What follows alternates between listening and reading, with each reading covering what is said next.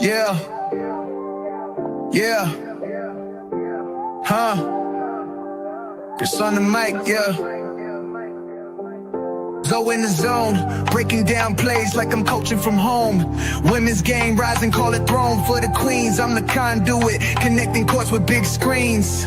I am Zo Media, where the passion collide. Spotlight the hustle, bring the grind worldwide. From interviews to moves, the game's in my scope. Showcasing the greatness, inspiring hope. She cross up defenders, step back, that's clean. Highlight moments, blowing up the whole scene. From buzzer beaters, the teamwork extreme. The beauty of the game, living out the dream. I break it all down, every pick, every roll. From the layups to the swishes, every hoop, every goal. Got the mic in my hand, got the stats in my soul. Women's basketball shining, that's the ultimate role. From legends of the past to the rookies today, I document the journey, every bounce, every play. Respect on their name, they redefine the trail. Prince with Zo Media, telling stories regale. Zo Media, where the passion collide. Spotlight the hustle, bring the grind worldwide. From interviews to moves, the game's in my scope. Showcasing the greatness, inspiring hope.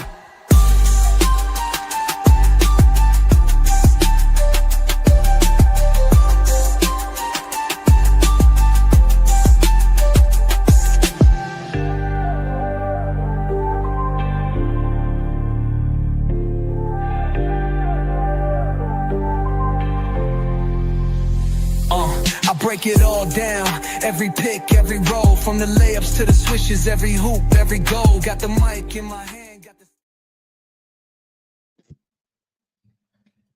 What's good? What's good? Back with another one. What's going on, MJ? What's going on? Welcome back. As always, this is I Am Zo Media. I'm your beautiful host, Prince. This is another breakdown from the Prince of Basketball Breakdown. Welcome back in. What's going on, Dre Stewart? What's going on, Miss Gant? Shout out to my loyal subscribers. Shout out to all my supporters out there. Excited for this one. She's part of the point guard fraternity. I'm excited. No matter how I feel about the situation, we got to deal with what's in front of us. We can't keep pouting. We don't make the decisions. We not the GM, so we got to come to terms with it, right? My videos hopefully can help y'all cope.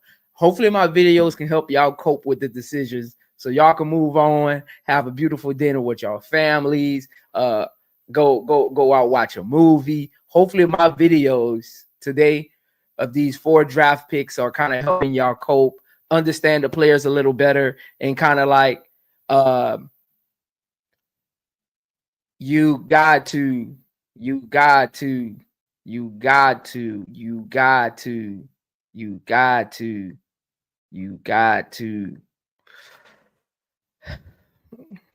Alicia B said, thanks for putting a thumbnail video so we can click notify me. Yeah. Hey, make sure y'all hit the bell notification on my actual channel and make sure it's on all and not personalized. Make sure it's on all notifications, because I only do one type of I don't do gossip. I don't do breaking news stuff. I only do like player personnel breakdown stuff. So just make sure you click all. It ain't like you come in here to get some gossip or some breaking news stuff. I only talk about film study and stuff. So make sure you hit the all, because that's all I do. So you don't need to hit personalized. Just hit all, because all I do is do breakdowns.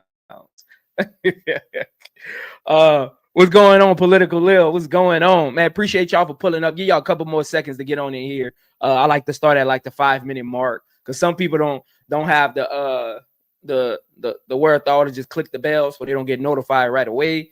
They don't know to pop up any notifications. So I don't like to start till like the 5-minute mark. Give people the chance to get in here. Again, episode number 2 of the Chicago Sky 2025 draft. We have Hailey Van Lith, the number 11 pick. Again, this is going to be a 4-part episode. Next up, we have Maddie Westbeld. So that live stream will drop around like maybe 8:30. 8:30. Maddie Westbeld is coming. Again, hopefully these videos are helping y'all cope with the picks. I'm not trying to change y'all minds. I'm just doing what I do best, and that's do film breakdown, help y'all understand the players. They're here now. We're not the GMs. We're not the owners. Look, I'm trying to make sure y'all watch a good movie tonight. I'm trying to make sure y'all, spend time with the kids and don't be yelling at them because you mad about the draft picks. So that's what I'm doing, the 4-part episode, helping y'all cope, man. I'm helping y'all cope. What's going on, King Pisces? Nathan. What's going on, Brass? What's going on, Brass? What's going on? Yeah, Alicia B. A lot of people tell me that like they don't get notifications from my videos. I don't know what that's about, but hopefully YouTube put the boy back in the algorithm, man. We'll see though.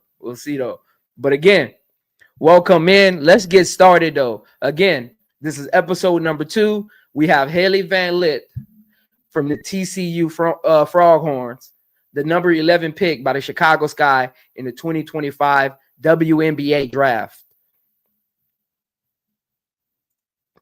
Hailey Van Lith, the number 11 pick for the Sky. She's the point guard, number 10 for the TCU Froghorns. Those of you who are familiar with her know she played at LSU along with Louisville. She started her career at Louisville, transferred to LSU to play alongside Angel Reese, and in her final season, she forego the draft and decided to go back to college to redefine her game, to probably helped her get picked in the first round by redefining her game, coming out as the second point guard off the third, if you want to add Paige in there, the third point guard off the board at number 11 to the Chicago Sky in the 2025 draft. She averaged 17.9 points per game, 4.6 rebounds, 5.4 assists. She shot 45% from the field and 34% from the three-point line.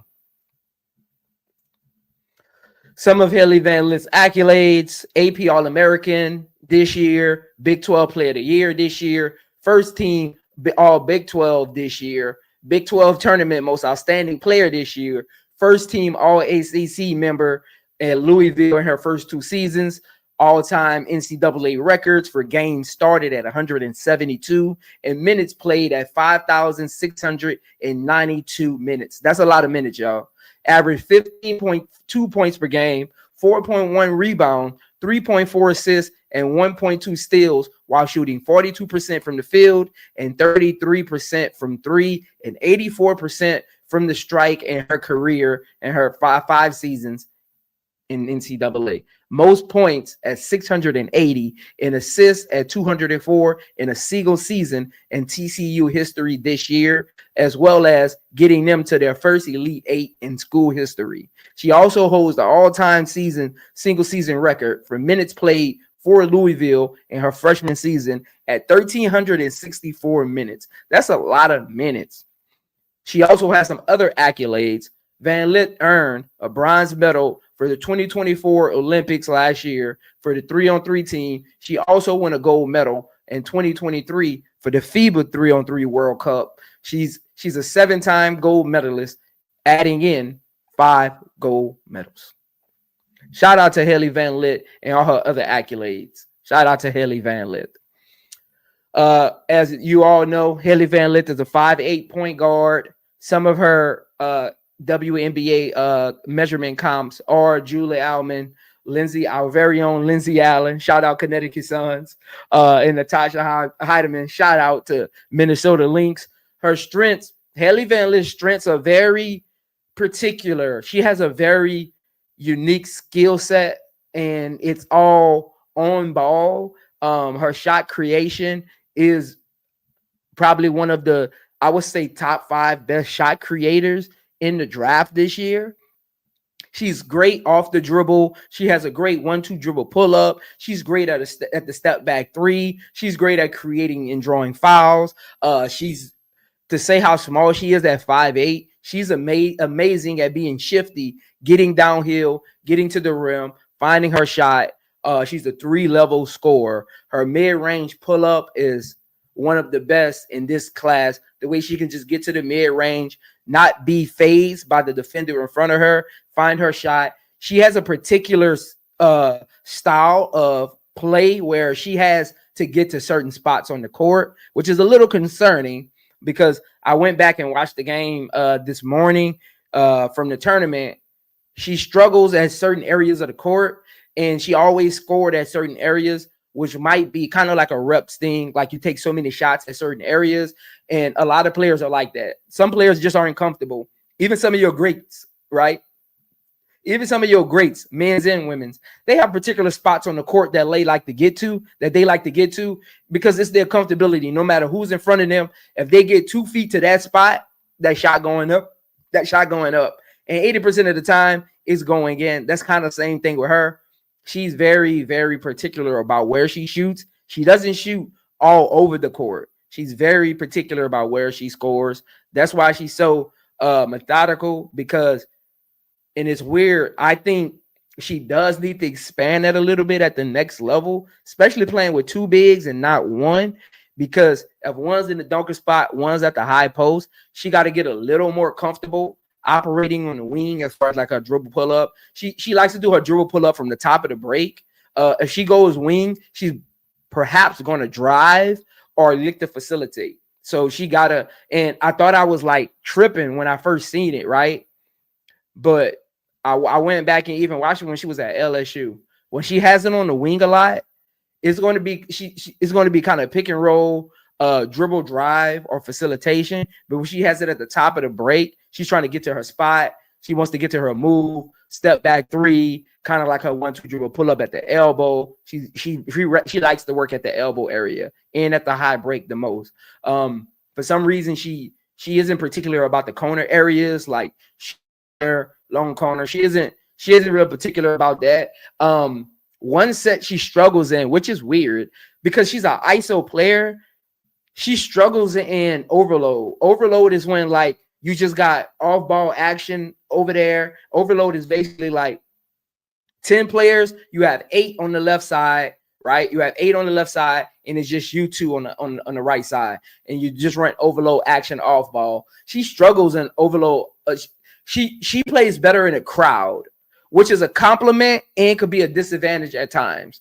It's very weird with her. She plays better in a crowd. When it's just her out there on the island, she kind of struggles to kind of like create things. It's very, very weird. She's great in transition. She's not a great transition facilitator. She's a great downhill scorer in transition. And we're going to get into some of her comps in a little bit, which is exciting. And so you can really understand what I mean about she's great downhill transition. I'm eager to see how Chicago fits her into the play styles. I'm eager to see what sets she's part of, because I think this is what I think. I think Hailey Van Lith biggest success is when she has a big that plays the dunker spot, not the high post. She needs a big that plays the dunker spot, kind of like Prince did with her last year. Like you play the dunker spot, shoot her in the corner, on the wing, and you run pick and roll with your bigger wing, not your center. You run pick and roll with your bigger wing because she struggles in pick and roll with centers because of the height.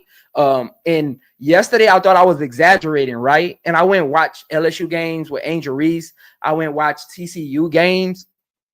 Ironically, when Angel Reese sets the screen, she struggles coming off of it. She wants to curl. She wants to curl right, go right. And she always struggled on the high. Angel was at the high screen at the low break. The low break is like the high break is probably 5 feet in front of the 3-point line. The low break is right inside the 3 between the free throw line. That's your low break. Angel would set the screen. She would struggle at the low break. Even with Prince, she would struggle at the low break. She would do better when Prince would be in the dunker spot and a player like Connor would come set the screen. That way she can get, even though that wing is taller, she could still kind of see around them. She struggles with her court vision isn't very good at all. I even went back and watched her last game at TCU in the Elite 8. She most of her assists came last minute, 5 seconds left on the clock. Matter of fact, I wrote it down. Only one of her assists did not come with 6 seconds on the clock, which is concerning. That means her last resort is passing. So that's a big issue that could either help her or hurt her. So I'm interested to see how Tyler Marsh, he's supposed to be, from all accounts, this big guru. So I'm interested to see what he kind of does with her. Texas, her last game played, Texas did a good job. Texas did a good job at keeping her from her spots. She only shot 3 for 15 versus Texas and only had 2 assists, and she has 7 turnovers. So again, if you can get her off her spots, her offense is a little concerning. To say how prolific she is at scoring, she has spots. She isn't like a score here, score there type of player. She has her spots on the court. She struggles with physicality. Texas, Harmon just bumped her all day long, knocking her off her spots, guarded her 94 feet. Like, she struggles with physical guards. Because she's and it's weird because her ball handling is kind of great, but she struggles with pressure. It's hard for her to get into sets.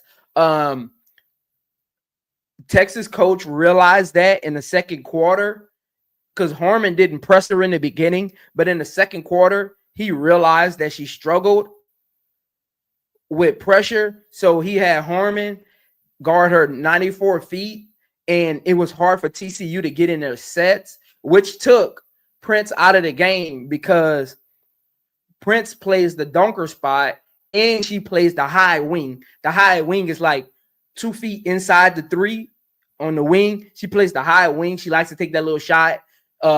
She doesn't like that elbow shot, and I think TCU coach adjusted to Hailey Van Lith spots, and Prince year before last, she played high post, but when Hailey Van Lith came there, she went more dunker spot. She went more pin down off ball action. So Tyler Marsh is going to have to figure out, if he wants to get the best out of her, 2 things. 1 or 2 things is going to have to happen. She's going to have to get better at on-ball pressure, creating offense with on-ball pressure, or Tyler Marsh is going to have to find someone else to facilitate with her. She can still facilitate to a certain extent, last-minute facilitation, dribble drive facilitation.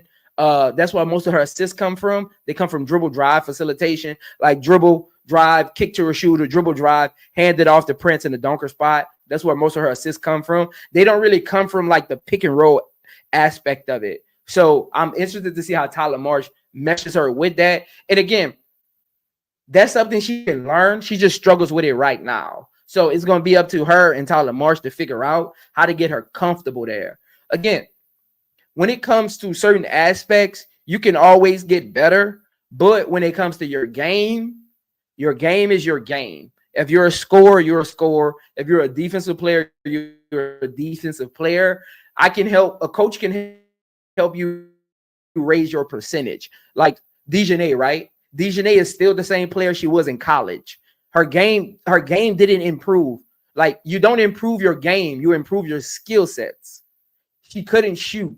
She worked on her jump shot to be a little more consistent. Her corner threes, that means at practice, she would take a lot of corner threes. She would work with trainers on standstill shooting because she wanted to get better at that. And she's a quick guard, so she's good at getting downhill. She just doesn't do it that much because her ball handling isn't all there. But if Dejanay can get you off dribble, get you off balance, get downhill, she can score at the rim. But you can tell in her last couple of years, she really focused.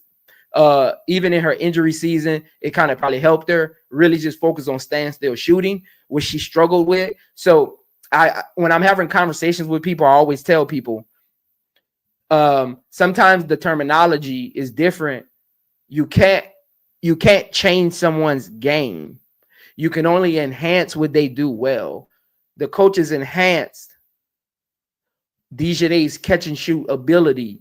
Maybe they changed the form a little bit, got her more confidence, more experience shooting that corner 3. They probably work with Thomas on, hey, this is where Dejanay like to catch it, to shoot it. It helps her percentage. It helps her get a little more comfortable. Things like that. Like I yesterday I kept hearing, well, they can help her grow here, there. It's basketball. I don't know who started that. That's I don't know who started that. I don't know where those conversations came from. But either you're athletic or you're not. Either you're a rebounder or you're not. Either you can score or you can't. I don't know where that conversation came from. A certain coach can turn you into a scorer. Like, that's not true. They can put you in sets to get you better shots, but they can't make you a scorer.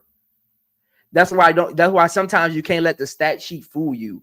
You can score 8 points in one system and 15 points in another system. That doesn't mean that coach made you a better scorer, because a scorer is 3 levels. A scorer is I can get in ISO, I can play off ball, I can play on ball, I got dribble, drive, penetration, I got a 2 dribble pull up, I can come off curls, I can come off V cuts.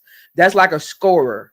But a great coach, they can put you in systems. They can run sets with you off ball where you can get more easier back doors with a bigger center who could do a pin down screen where you can flash back door or you can flash high key. So I don't know where that conversation, I don't know where that started at, but that's incorrect. That's incorrect. Like, either you are born scorer or you're not. Coaches can get your points up by, again, running you in certain sets. So maybe that's something Tyler Marsh can incorporate, getting her in certain sets where she's comfortable, because you can run a set to where every time she touches the ball, she's always going to get it in her spots. Basically, like, let's say she's better in the high break. Every time she touches the ball, it's going to be on a flare screen. It's going to be on a pin down where she pops back high break to catch it.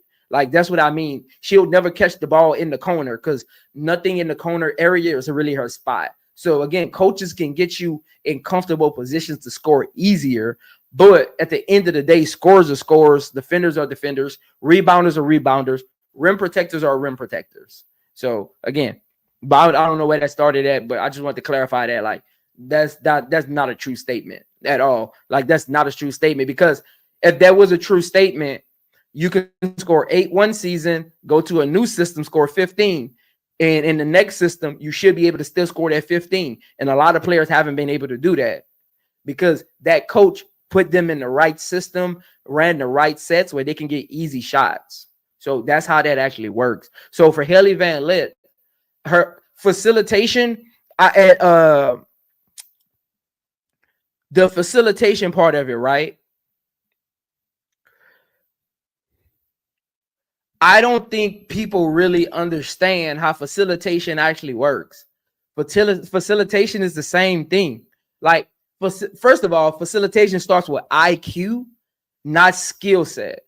Like, facilitation starts with IQ, not skill set. I need to be able to understand where this pass can be delivered. I need to be able to understand the timing of this pass. I need to be able to understand where this player likes to catch the ball, because at the end of the day, a pass is a pass. An assist only happens if you score off of my pass. So great and above average facilitators are able to get you the ball in your shooting pocket. They're able to get you the ball on a flash cut. Like, let's say Hailey Van Lith is running a pick and roll with Angel Reese or Camilla.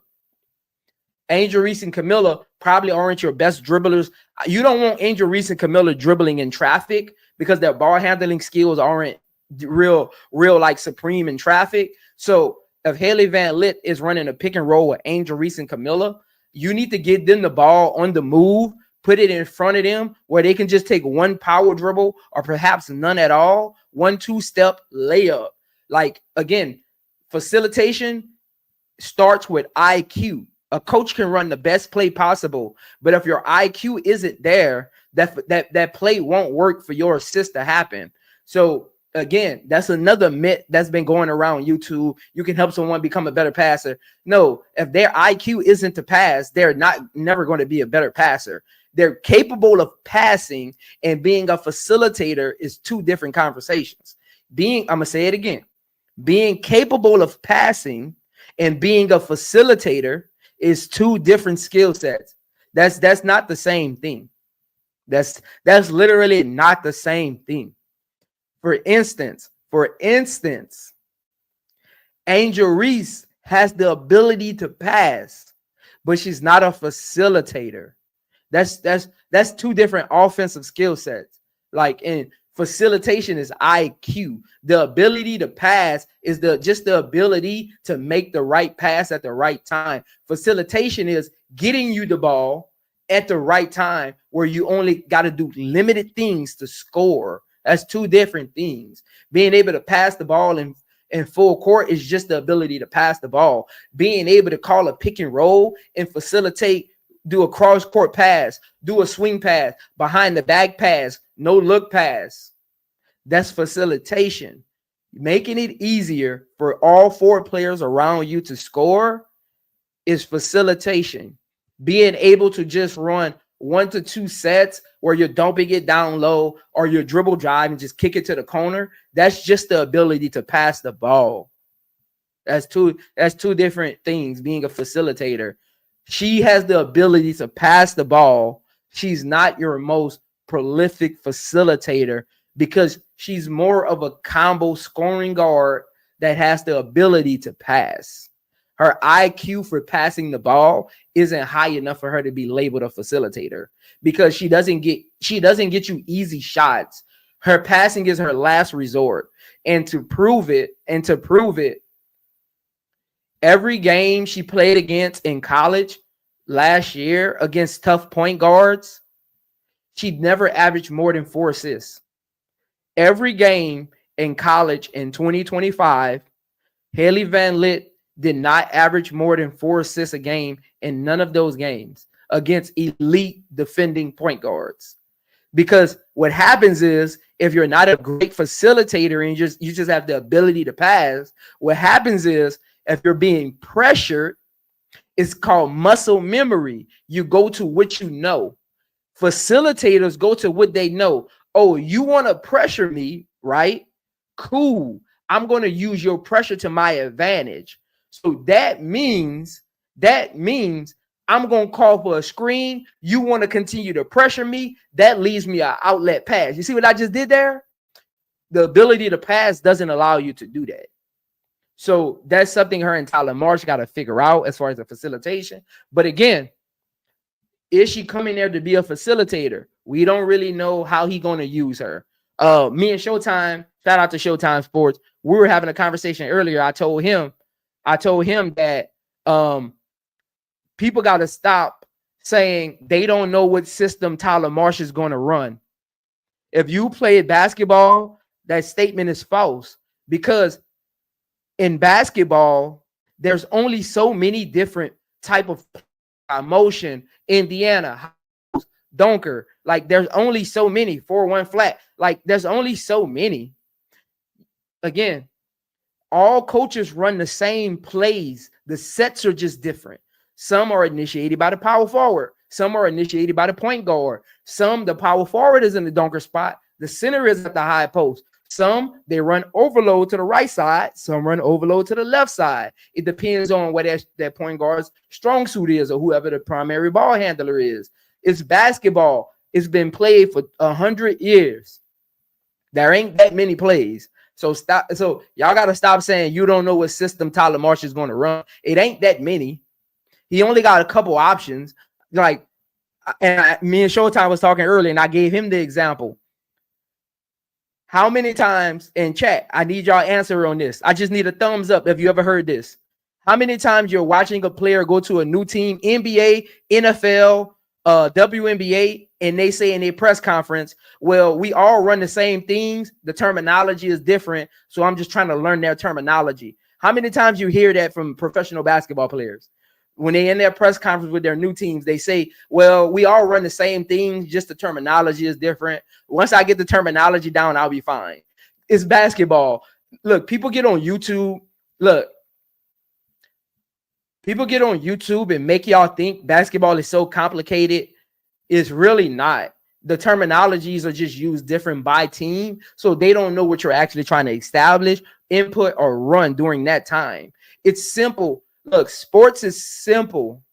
The IQ of it comes when you have to actually make a play. That's the IQ of basketball. That's how you know who has high IQ. When I got to make a play, when I know you like to drive left, I'm going to jump your left and force you right. That's making a play. That's high IQ players. When I know you can't rebound, when I know you're not a good rebounding team, and I want to get out and break, even if I'm a guard, guess what I'm going to do? I'm going to crash the glass because I can get it off the rim because your team doesn't rebound very well. It's not that big of a deal. Like, play style is play style. Like, we got to stop making this so complicated. Look, it's basketball. It's literally basketball. It's literally basketball. Think about this. Hailey Van Lith at Louisville went back. All she did was go back to her same play style. Her play style at LSU had to change because Kim Mulkey wanted her to play in a pick and roll or off ball. She couldn't get downhill. Notice at LSU, Hailey Van Lith was never able to turn the corner and get downhill because you got Angel Reese coming to set the screen. If she's trying to get downhill, her and Angel Reese are literally running into each other. If she's driving, Angel Reese sets the screen. Angel Reese sets the screen. She comes around the screen. Angel Reese moves up. They're literally driving into each other. That's why Kim Mulkey point guards don't get downhill. They run high pick and roll and they kick it through the wing. And then they go to the opposite side trying to shift the defense so the big can flash and get open down the middle. It's levels to look. Some of this is probably going over y'all head. I'm really just trying to talk about how some of this is probably going over y'all head. I apologize if it is, but I'm just trying to teach y'all stuff. But again, that's why I always tell people Hailey Van Lith game never changed. Kim Mulkey used her differently. So at Louisville, she was able to run the show, get to her spots. At LSU, she wasn't because she wasn't the focal point of the offense. When you're not the focal point of the offense, your spots are limited because the focal points are in probably 80% of the time they're in your spots. Your side of the court is only so big. So if one of my spots is getting to the nail and my big is setting the screen and flashing high, they're in my spot. So now I got to go stand in a spot and I'm not even comfortable standing right here. I look uncomfortable. I catch the ball and I want to dribble. If I catch it and I'm open, I'm not even going to shoot it because this is not my spot. I'm going to dribble, trying to get to my spot. And I'm going to dribble and try to create something else. That's why you'll see a player. Y'all ever see, let me ask y'all something. Y'all ever see a player catch the ball and you're screaming at the TV, why didn't you shoot that? Because there's not their spot. Look, basketball is muscle memory. Whatever you've been doing it since you were 6 years old. Basketball is muscle memory. Like, that's why I used to get on y'all all the time. Remember, I used to get on y'all all the time last year. Everybody kept saying Angel Reese going to continue to get better at shooting this shot right here. And what did I tell y'all all year? And a lot of people was on me about it. Apparently, I didn't play basketball. They did. A lot of people was on me about it. And I told them all season, you're going to have to wait till the off season. Angel Reese will never take that shot. Basketball is muscle memory. Even if she catches that ball right there and you go look at the film, when she catches the ball, she's already looking to pass it. She's not even looking to shoot. That's not her spot. She's uncomfortable there. Yes, great players have uncomfortable spots on the floor. It's basketball. You're not great everywhere, and that's okay. That doesn't make you not great. Angel Reese is not great at catching and shooting on the high wing, and that's okay. That takes nothing away from her game. She's better in the dunker spot. She's better on the flash. She's better on the dribble drive. She's better on the post up on the right side, not the left side. You see what I'm saying? Like, it's levels to basketball. That doesn't make you great because you can't do this, this, and this. Being great is understanding your capabilities and where you're comfortable on the court. Because at the end of the day, the object of the game is to win. The object of the game is to make a play. The object of the game is to find easy ways to get buckets to help your team win. Help your team win. Hopefully, Tyler Marsh is drilling that into Hailey Van Lith. Help the team win. Don't listen to the media. Don't listen to people saying you need to become a point guard. Help Chicago win. Whether that be you coming off the bench, as a secondary point guard, but you just being, because Van Lith runs the pick and roll very well, because guess what? She has the ability to actually be a facilitator because of her high IQ. It's not about her height. She has a high IQ that overweighs how tall she actually is. She understands plays. She's studied defenses. So hopefully she can get in the film room with Hailey Van Lith. You see, I always tell people this. If you're guarding a pick and roll on defense, it's only two things you can do. You're going to either chase or drag. And you study players to figure out their tendencies. So let's say I run pick and roll. We get a new big, right? I run pick and roll. The anchor can only do two things. The anchor can chase or drag. And if I've watched enough film, I know Rudy. I'm gonna use a NBA example. Rudy Gobert will always drag. He will not chase because he's not quick enough laterally. He will drag underneath. So if I'm a point guard and I know that, and we're playing the Minnesota Timberwolves, guess what I'm gonna do? I'm gonna call a pick and roll, and that pick and roll isn't even to facilitate. That pick and roll is for me to get a shot because Rudy about to drag, and I'm about to create separation. I'm about to create separation because I know what you're about to do already. Hopefully, Van Lith is helping her understand when you watch film, you need to watch particular things, not everything. Watch things that help your game. Helping your game is understanding, okay, in pick and roll against this team, they drag a lot. Against this team, they'll bring the center over, they'll chase, they'll give them enough time to recover. It's called chase, regroup, recover. You chase, they regroup, they recover, you go back drag, you go back anchor, you go back flat side, you stay flat, like things like that. Like hopefully Vandersloot is helping her understand how to actually be a point guard at the next level. And again, Hailey Van Lith, and again, we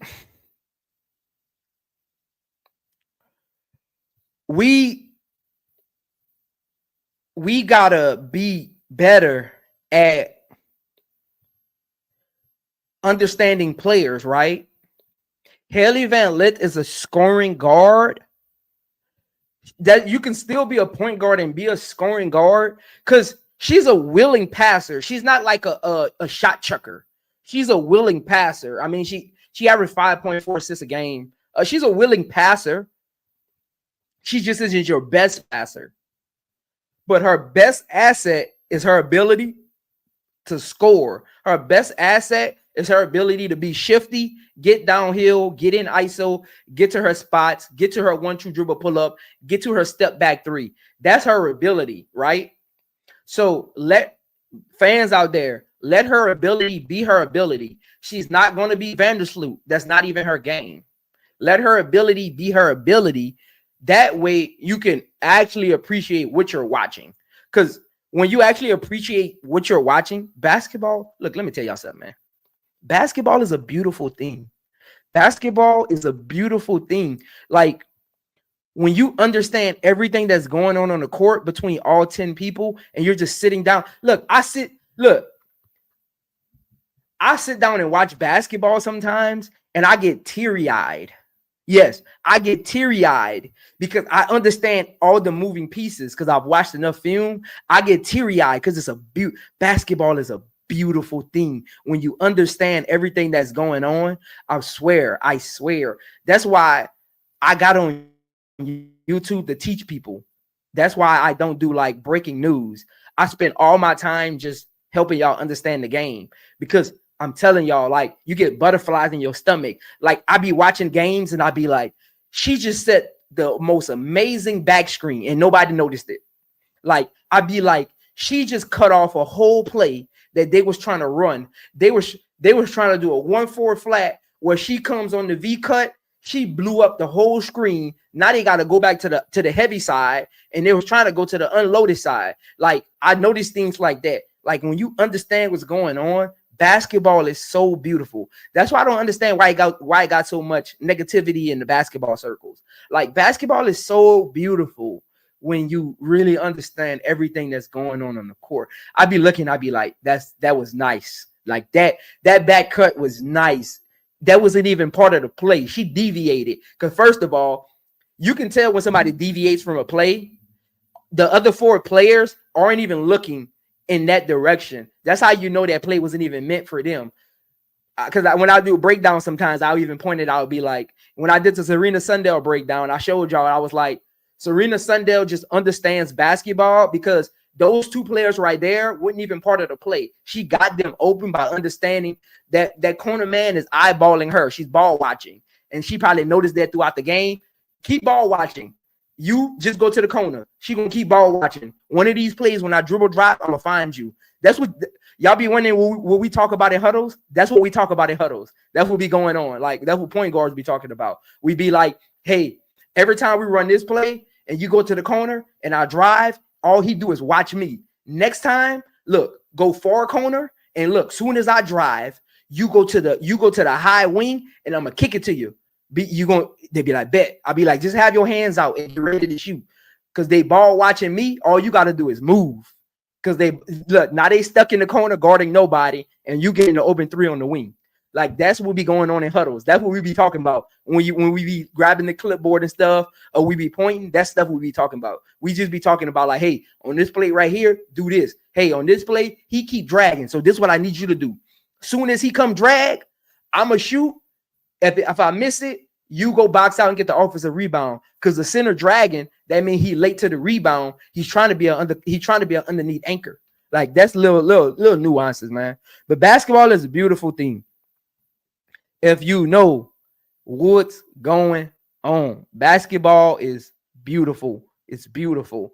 Like, that's why in these YouTube circles, we need to come together because it's a beautiful thing. But I love her tenacity. That is one of her strengths as well. She's a very feisty player. Sometimes it gets her in trouble because, like, you could be feisty, but you got to be able to control. You got to be able to control that rage, right? And sometimes it gets her in trouble where she comes down mad. Like, let's say somebody just scored, be mad. That's competitiveness. But even against Texas, she just gets out of control. Like, y'all ever watched a player like just get out of control because the game not going their way? Like, and she does that. That's one thing she needs to figure out, how to play with better IQ when the game's imbalanced. Like, when the game's fine, when everything is going her way, she's a great player. But sometimes when the game teeters and she's not getting to her spot, she's getting scored on, the play isn't being ran right, she get in her own head.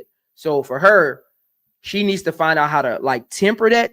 I love the tenacity and the competitiveness, but sometimes it gets her in trouble because she just gets too erratic and she just goes off course. Like, you can tell sometimes she does stuff and the team is looking. Like, even against I remember when they played Louisville, even though they win that game. I remember when they played Louisville, and she played well that game. I think against Louisville, somebody could check the stats, but I think she had 10 assists that game, if I'm not mistaken. I think she had 10 assists that game against Louisville in March Madness.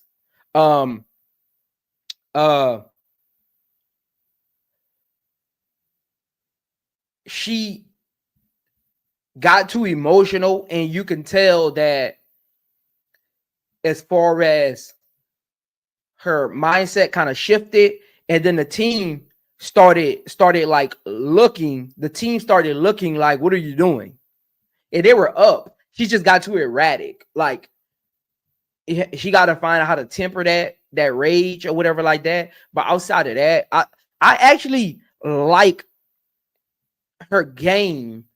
I just need to see how it fits with Chicago. Hailey Van Lith is not a bad player. I was surprised how she rose up the rankings. She started off the season, and I get it, coming from LSU, not really knowing where she is, right? Like, scouts and stuff, not really knowing where she is. She definitely had a resurgence at TCU, but I was shocked. Like, out of nowhere, she just rose up the rankings. And this is the weird thing. This is the weird thing. This is the weird thing nobody's pointing out. So you heard it here first. She rose up the scouting board, the mock draft, after her team got put out. Like, they didn't lose to Texas in overtime. They didn't lose to Texas on a game-winning shot.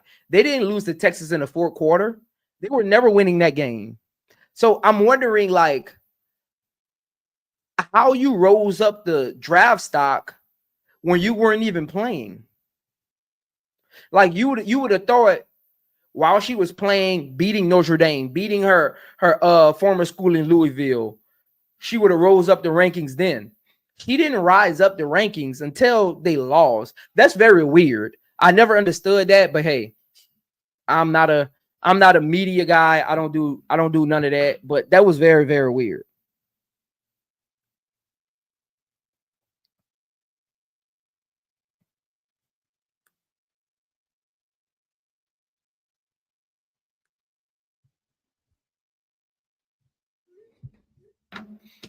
Again,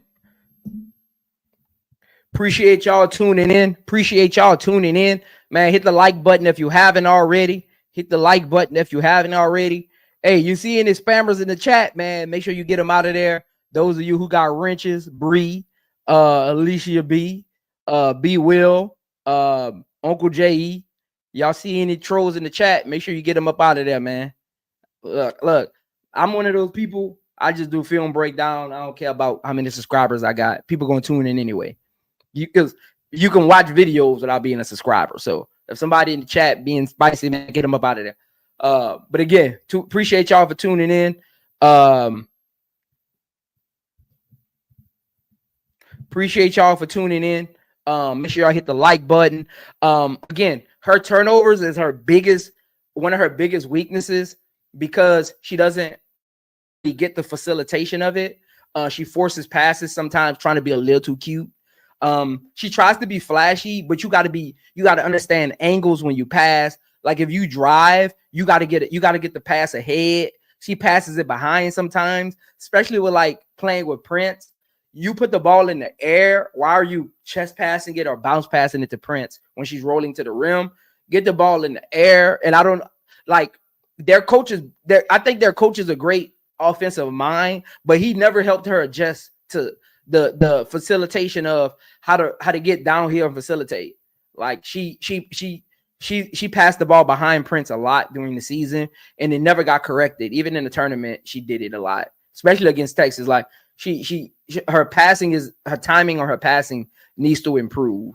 That's why I always say stats will get you in trouble sometimes when you're grading a player, because she averages 5 assists a game, but a lot of those don't really come during the set. They come like out of the set, last resort kind of, because she's a scoring guard, and that's okay. That's her game. Nothing wrong with it.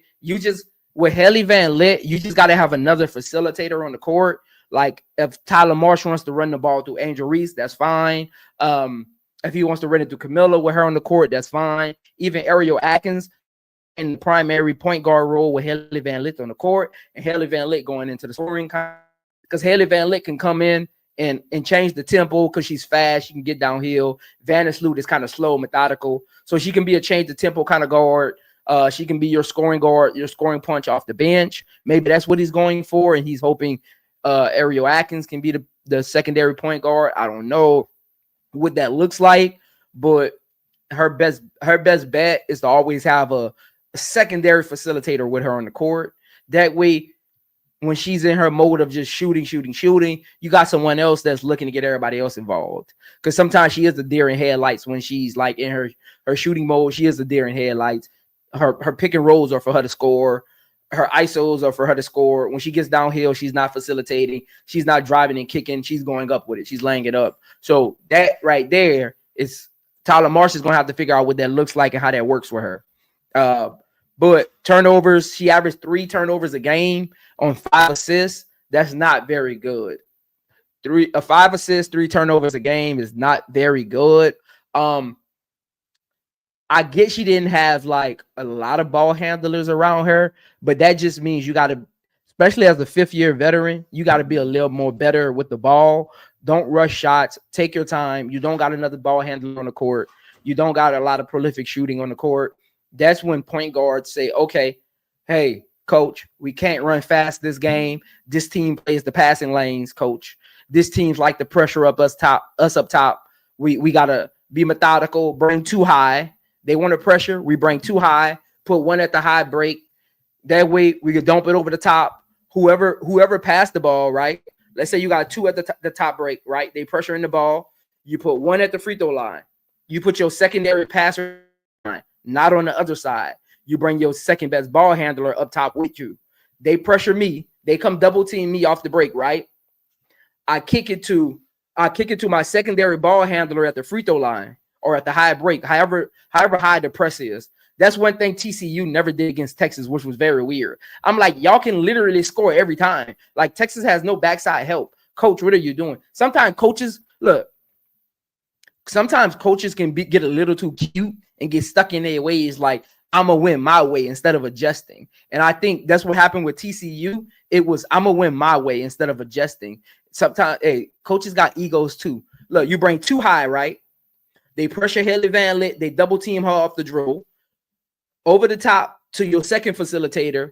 And when your second facilitator catches the ball, you make sure you have somebody in the short corner, because that way, that player who's guarding them in the short corner, now they got to become a free safety and decide, am I guarding the short corner or am I guarding that? Remember that other high person we had at the top of the key? They go to that same side, but they go wing. Now that person that was guarding that person in the short corner got to decide, who am I guarding, the short corner or the person that just cut wing? You always make sure your best shooter is the person in the corner, because that'll help them stay home. They got to stay home on the shooter, and that gets you a better opportunity to either go ISO or you got an open shot right there. 1-2 dribble pull up. LSU ran that a lot with Flaw J when Angel Reese was there, but they never really ran it this year, which was very weird. They never really, they always tried to force it to her on the wing instead of just running that set. You stay high, put a shooter in the corner. That way, and when you do go wing, that whoever playing that safety position got to decide, am I staying with the shooter in the corner or am I going to Flaw J? I don't know why they switched that up. It was very weird. Maybe because they didn't have a real big facilitator. Anissa's not really a great passer. So like maybe that's what it was. She tried to adjust to Anissa's kind of play style. So I don't know. But anyway, you got to be able to help her stop that. Her on-ball defense struggles. To say she's quick, she doesn't like give a real effort. She does a lot of reaching in. She does a lot of ball watching.